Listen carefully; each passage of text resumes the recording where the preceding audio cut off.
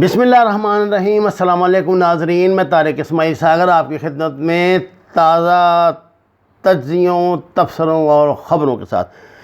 ناظرین کرام، بھارتی وزیر دفاع راج ناتھ سنگھ کے ہنگامی دورہ ایران سے ایک بات تو طے ہے کہ امریکہ کی انڈو پیسیفک اسٹریٹجی ناکام ہو گئی ہے،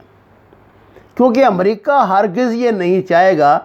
کہ ایران اور انڈیا کے تعلقات بحال ہو جائیں اور وہ ایک اپنے بڑے پارٹنر کو کھو دے۔ لیکن چین کے ساتھ ہونے والی موجودہ چپکرش نے انڈین کو یہ احساس دلا دیا ہے کہ اگر وہ امریکہ کے سٹوج بنے رہے اور محض اپنے دھوم دھڑکے اور اپنے ٹور ٹپے کے لیے امریکہ کی ہاں میں ہاں ملاتے رہے تو انہیں اسی طرح جوتے پڑیں گے جیسے اس سے پہلے امریکہ کی ہاں میں ہاں ملانے والوں کو پوری دنیا میں پڑھتے رہے ہیں۔ بدقسمتی سے ان میں پاکستان بھی ایک ملک ہے۔ ناظرین، آپ اندازہ لگائیں کہ جب سے ہم نے اپنی پالیسی کو تھوڑا لیبرل کیا ہے، اپنی خارجہ پالیسی کو، اور امریکہ کے پریشر سے نکلے ہیں، تو آپ نے دیکھا کہ اس کے کیا فیوز و برکات ہمیں حاصل ہو رہے ہیں۔ تو ایسی کوئی بات نہیں ہے، دنیا میں عالمی طاقت جو ہے وہ اللہ کی ذات ہی ہے، اگر کوئی بندہ مان لے اس کو۔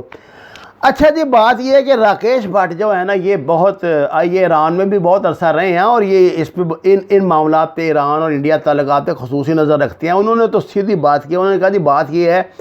کہ یہ کیسے ہو سکتا ہے کہ انڈیا جو ہے وہ چین کے ہاتھ میں اس کو جانے دے ایران کو۔ ایران اور انڈیا کے انہوں نے روایتی کا لفظ استعمال کیا، روایتی تعلقات ہیں، اور آپ کو اس بات کا علم ہے کہ ایک سطح پہ انڈیا اور ایران کے درمیان ڈیفنس پیکٹ بھی ہو چکا ہے۔ تو ایران یہ کیوں چاہے گا جی کہ انڈیا یہ کیوں چاہے گا کہ اپنے اتنے بڑے پارٹنر ایران کو کھو دے، جہاں سے وہ آدھی قیمت پہ تیل حاصل کرے گا یا کچھ کرے گا۔ تو اب انڈیا کے لیے ناگزیر ہو گیا ہے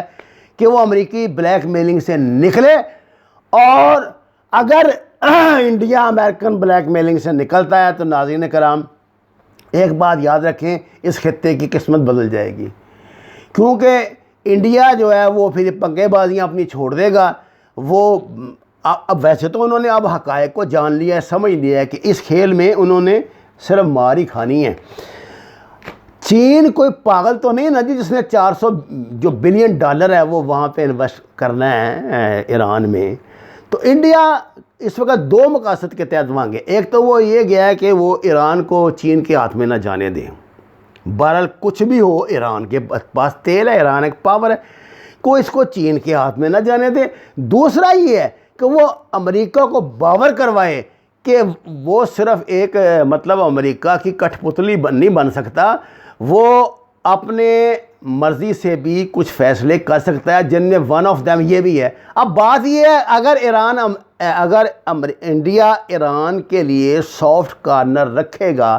دوبارہ اس کے ساتھ تجارت میں منسلک ہوگا، تو وہ اس کو امریکہ کو ناراض کرے گا۔ اس وقت تو صدر ٹرمپ جو ہے وہ اپنے ان میں پھنسے ہوئے ہیں معاملات میں الیکشن کے، لیکن یاد رکھیے اگر یہ موو کرتا ہے اپنا انڈیا نے جو کی ہے، راج ناتھ سنگھ نے، اور اپنی طرف سے جو بڑی چلاکی انہوں نے دکھائی ہے، یہ ان کو الٹی پڑ جائے گی۔ امریکہ میں کوئی بھی صدر آئے، ریپبلکن آئے، وہ دوسرے ڈیموکریٹس آئیں، ایران کے متعلق ان کی پالیسی ایک ہی ہے، اور انڈیا کو اس پالیسی پہ عمل کرنا پڑے گا۔ اب صورتحال یہ ہے کہ انڈیا کے پاس نہ ڈھنگ کا اسلحہ ہی نہیں ہے، کچھ اسرائیلی ہے، کچھ امریکن ہے، کچھ یہ روس کا ہے، ایئر فورس اس کی ٹگے گی نہیں رہی، یہ جو رفیل 5 لے آیا ان کو اڑانے والے پائلٹ نہیں مل رہے، جو ان کی اپنی فوج کا، بری فوج کا حال ہے وہ ساری دنیا جانتی ہے۔ اب ہم آپ تو ماشاء اللہ سمجھدار ہیں، دیکھتے ہی رہتے ہیں، جانتے ہی ہیں۔